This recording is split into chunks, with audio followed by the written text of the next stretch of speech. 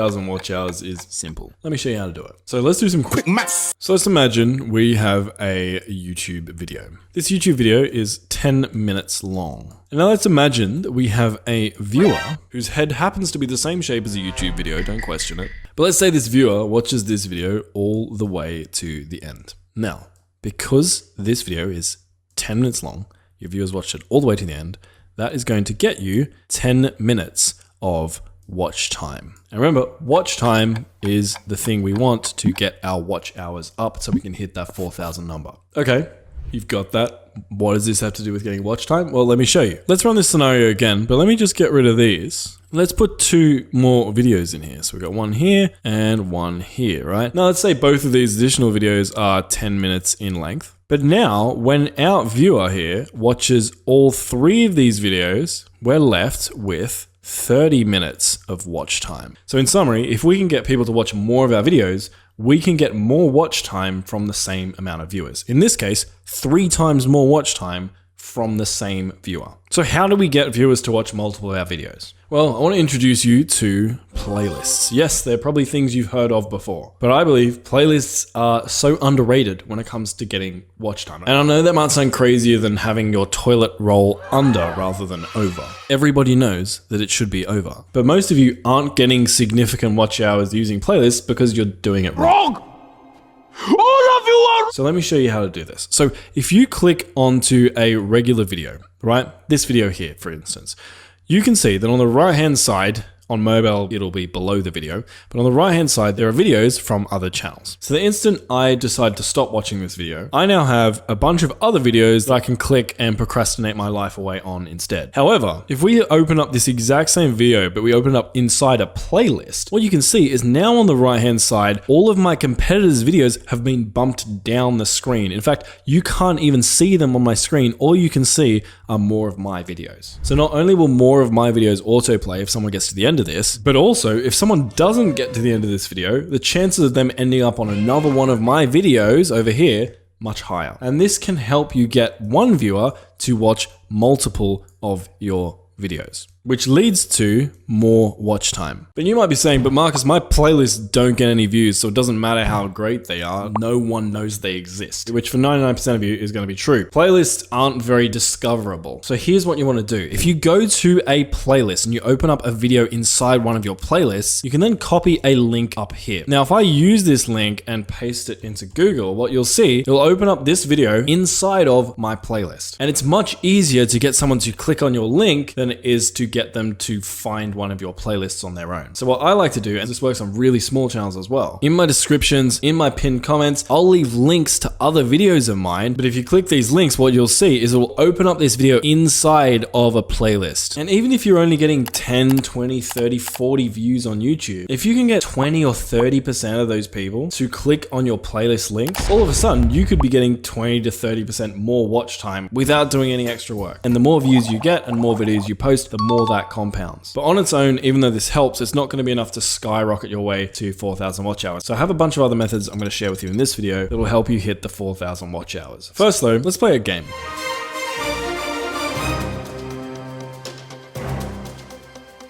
There are 2 videos here, video A and video B. Video A has a 45% average percentage viewed, which means that on average, people watch it 45% of the way through. It also has about 2,200 views. Now video B has a 33% average percentage viewed and has 1,600 views, aka less views and seemingly less retention. Now, out of these 2 videos, which one do you think has the most watch hours?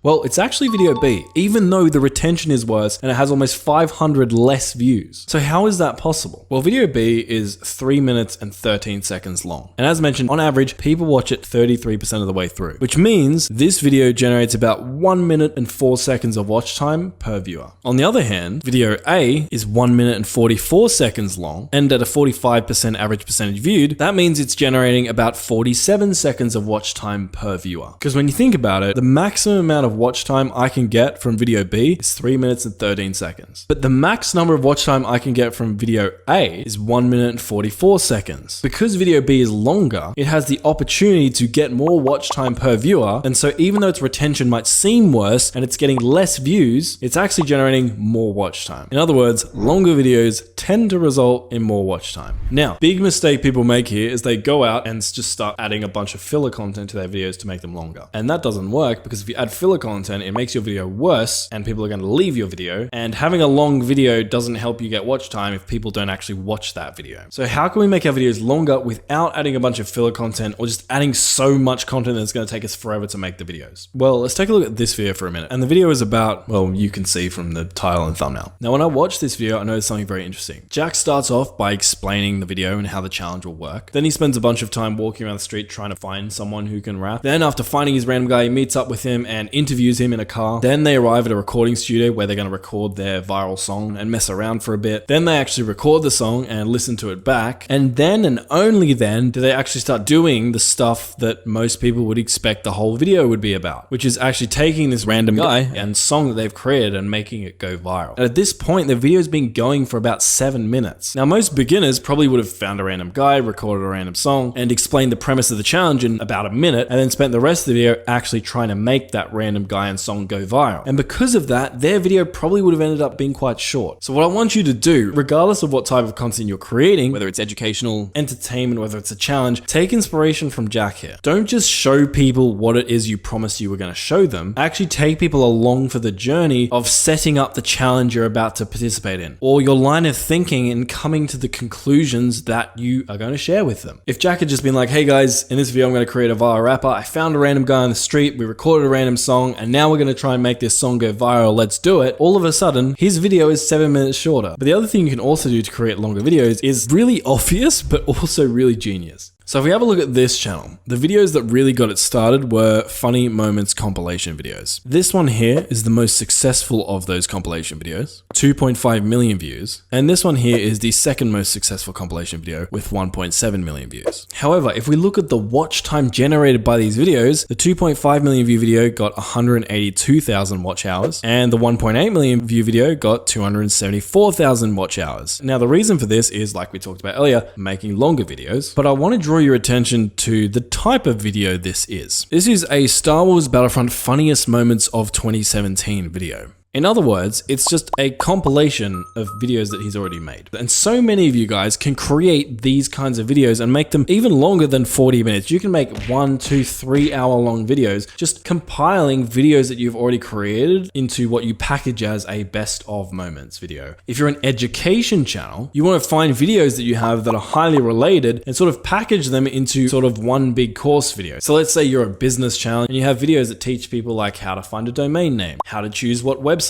builder to use, how to build a website, how to launch that website, how to get traffic to that website. Now, these can all be different videos that you have, but you can take all these different videos, combine them into a sort of long course, maybe record a few voiceover lines for the transitions of those videos, and all of a sudden you have now one video that's an hour or two long that can get a huge amount of watch time if it gets views, and it's taking you like no extra work because you're just leveraging content you've already created. But you're probably sick of hearing me talk about making videos longer and getting more average watch time per view. So the next tip I have for you guys is pretty counterintuitive. Now, I recently polled my audience on whether you guys find live streaming to be a good way to get more watch hours. 5,000 of you responded. And if we eliminate the I don't know, I just like voting in polls option, we can see that 65% of people who've tried live streaming on their channel have found it to be a good way to get more watch hours. And people have been commenting things like, live streaming was actually the only reason I was able to push my channel up into the monetization threshold. And absolutely, thousands of watch hours in a few months, exclusively live streaming, partnered because of it. And people saying, I've done one stream and I got about as much watch time as the average video on my channel, but took less effort to produce. So what are all these people doing to get so many watch hours from live streaming? Well, I'll show you that in a moment, but first, I want to thank today's sponsor, vidIQ. vidIQ is the most popular YouTube growth tool in the world, objectively, and I want to show you a new feature they have that theoretically lets you generate everything you need to create your next video in as little as one click. So when you log into vidIQ, go to generate, then enter the type of video you want to create.